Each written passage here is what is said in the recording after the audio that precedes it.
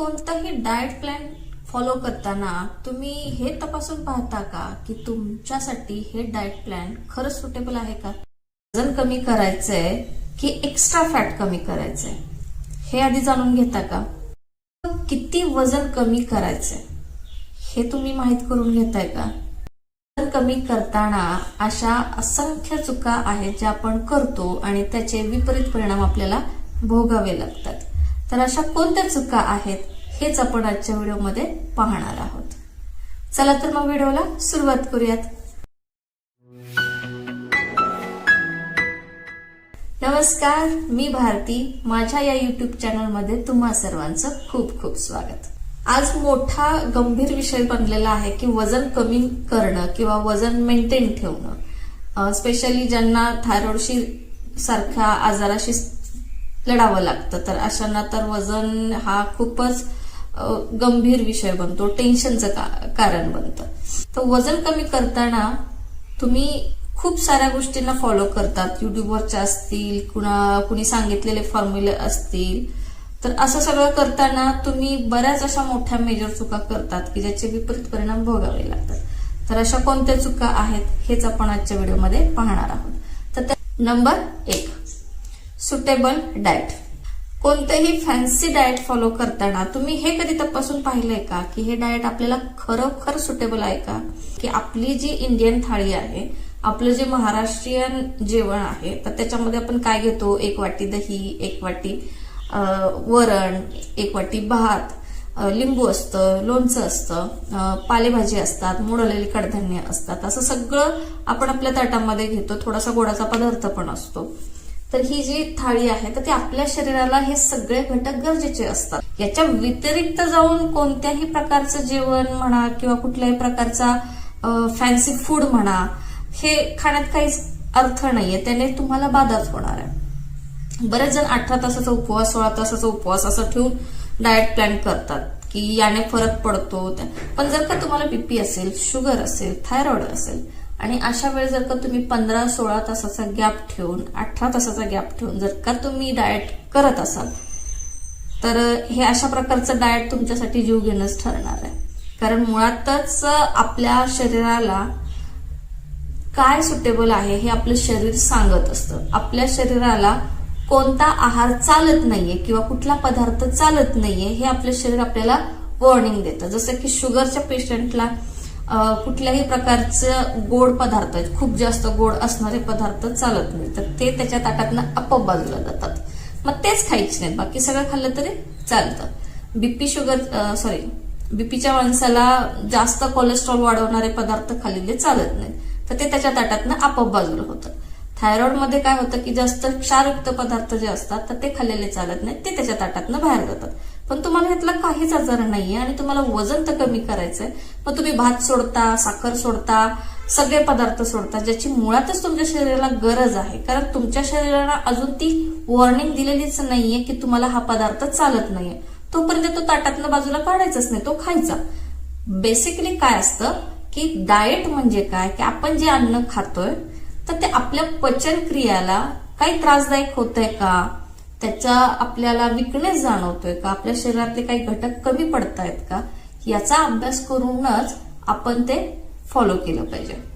त्यामुळे कुठलंही fancy diet करताना, कुठल्याही प्रकारचं डाएट करताना ते तुम्हाला सुटेबल आहे की नाही हे चेक करणं फार गरजेचं आहे. नंबर 2, फक्त लिक्विड इंटेक घेणे. मी बऱ्याच जणांचं बघते की जे फक्त लिक्विड इंटेक घेतात. लिक्विड इंटेक म्हणजे काय? फळांच्या ज्यूसवरती राहायचं, स्मूदीवरती राहायचं. स्मूदी असतील, ज्यूस असतील, सरबत असतील, कुठले कुठले एनर्जी ड्रिंक असतील, हे सगळं फक्त लिक्विड घ्यायचं. कुठल्याही प्रकारची भाजी, भाकरी, भात काही खायचं नाहीये, कुठलाही सॉलिड पदार्थ खायचा नाहीये. हे डाएट करून तुमचं वजन तर कमी होईल, पण आपलं ही जे शरीर आहे, ही जी सिस्टीम आहे ती चालवण्यासाठी जी ऊर्जा लागते ती खरोखर तुम्हाला त्या लिक्विड इंटेकने मिळणार आहे का? अजिबात नाही मिळणार. तुम्ही असं काय खाणार? तुम्ही जोपर्यंत पोटाला व्यवस्थित पोटभर अन्न देत नाही तोपर्यंत तुमची ऊर्जा कशी निर्माण होणार? तुमच्या जे काही काम तुम्ही करताय ते काम करण्यासाठी एनर्जीची गरज लागते. ती एनर्जी कुठून येणार? मग लिक्विड डाएटवरती तुम्ही आयुष्य काढणार आहात का? बरं, तुम्ही जरी केलं एखादं लिक्विड इंटेक वरती डाएट केलं तर तुम्ही ते किती दिवस करू शकता? 1 महिना, 2 महिने, आयुष्यभर करणार आहात का? तर नाही. तुम्ही आठवड्यातला 1 दिवस असा ठरवा की ज्याच्या दिवशी तुम्हाला पोटाला आराम, ज्याला आपण काय म्हणतो, लंगण म्हणतो, की लंगण करा, की ज्या दिवशी आपल्या पोटाला हलकासा आहार द्यायचा आहे किंवा आराम द्यायचा आहे. तर हे आरोग्यासाठी चांगलंच असतं. आठवड्यातनं एकदा केलं तर. एखादा उपवास करायचा जो फक्त त्याच्यामध्ये तुम्ही फक्त लिक्विडच घेताय, अशा प्रकारचं जर केलं तर ते फायद्याचं ठरू शकतं. तुम्ही 1-2 महिने कुठल्याही प्रकारची भाजी पोळी असं जेवणासारखं जेवणच करत नाहीत आणि नुसते पातळ पदार्थच घेतायत, तर यांना काही उपयोग होणार नाही. यांना तुमच्या शरीरात असणारे पोषक घटक तुम्हाला मिळणार नाहीत. तुम्हाला जी एनर्जी पाहिजे ती मिळणार नाहीये. वजन कमी होईल पण अंगातली ताकद पण तुमची निघून जाईल. त्याचं काय? त्याच्यामुळे फक्त लिक्विड इंटेकवर राहणं ही सगळ्यात मोठी चूक आहे. नंबर 3, फक्त डाएट करायचा, व्यायाम करायचा नाही. आता ही सुद्धा लोक खूप मोठी चूक करतात की फक्त डाएट फॉलो करायचं. मी बऱ्याच व्हिडिओमध्ये पण पाहते की व्यायाम न करता, जर का तुम्ही माझ्यासारखे आळशी असाल तर तुम्ही कुठल्याही प्रकारचा व्यायाम न करता फक्त हा डाएट केला तर तुमचं वजन कमी होतं. अजिबात नाही. तुमचं फॅट लॉस होण्यासाठी तुमचं शरीर तितकं ऍक्टिव्ह असणं गरजेचं आहे आणि त्यासाठी व्यायाम हा लागतोच.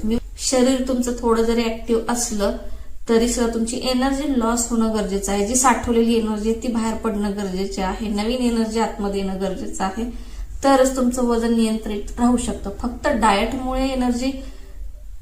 डाएटमुळे तुमचं वजन कमी नाही होऊ शकत. तुम्हाला एक प्रॉपर जेवण आणि त्याच्याबरोबर पुरेसा व्यायाम गरजेचा आहे.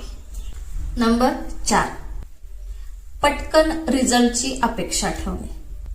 खूप लोक घाईघाईत, म्हणजे मी महिन्याला 7 किलो वजन कमी केलं, मी महिन्याला 5 किलो वजन कमी केलं, 10 किलो वजन कमी केलं, असं मोठेपणानं सांगतात. पण इतकं झपाट्यानं वजन कमी करणं हे त्यांच्या जीवावर बेततं.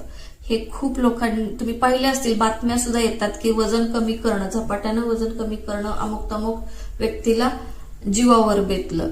तर हे इतकं फास्ट रिझल्ट मिळवणं गरजेचंच नाहीये तुम्हाला. मुळात तुमचं फॅट जर का खूप जास्त असेल, जिद्दी फॅट म्हणतो आपण त्याला, तर ते असं एका रात्रीत पण तयार होत नसतं. त्याला साहजिकच वर्षानुवर्षाची आपली बॅड हॅबिट्स असतात ते कारणीभूत असतात. तर जर वर्षभर लागले असतील त्याला एवढं जमा व्हायला, तर ते कमी व्हायला पण तितकाच वेळ लागणार आहे. आपल्याला थोडा वेळ द्यावाच लागणार आहे. त्यामुळे ह्याच्यात पेशन्स खूप गरजेचं आहे. लॉजिकली आठवड्याला 500 ग्रॅम अशा प्रमाणे, तर मग महिन्याचे 2 किलो हे सफिशियंट असतं. 2 ते 3 किलो वजन कमी होणं हे नॅचरल आहे. हे सायंटिफिकली बरोबर आहे. नंबर 5, कोणतेही पॅकेज फूड, ज्युसेस किंवा कुठलेही प्रोटीन पावडर्स घेणे. आता वजन कमी करण्यासाठी बरेच जण मसल्स बिल्डअप करण्यासाठी प्रोटीन पावडर घेतात. तुम्ही आयुष्यभर प्रोटीन पावडर वरती राहू शकता का? घरात येणारी फळं छान स्वच्छ धुवून, मिठाच्या पाण्याने स्वच्छ धुवून त्याचा जर का ज्यूस बनवला तर तो चांगला असतो आणि बनवल्याच तो प्यायचा असतो. हे आरोग्यशास्त्र आपल्याला सांगतं. पण आपण जर का पॅकेज मधले ज्यूस जर प्यायला गेलो तर एकतर ते प्रिझर्व करण्यासाठी खूप जास्त प्रमाणामध्ये त्याच्यामध्ये साखर टाकली जाते. काही ठिकाणी अल्कोहोल पण वापरलं जातं. तर हे काहीच कामाचं नाहीये. याने तुमचं वजन कमी नाही होत तर जास्त वाढण्यास मदत होते. त्यामुळे ज्यूस पिण्याच्या नावाखाली तुम्ही वजन वाढवणारा इंटेक घेताय हे लक्षात घ्या. तुम्ही घरात जे जेवण मिळतं तेच प्रॉपर घ्या, वेळच्या वेळी घ्या, शांतपूर्ण झोप घ्या. याने वजनच कमी होतं. यानं तोटा काहीच होत नाही. किती सिंपल, याच्यात ना खर्च काय ना काय.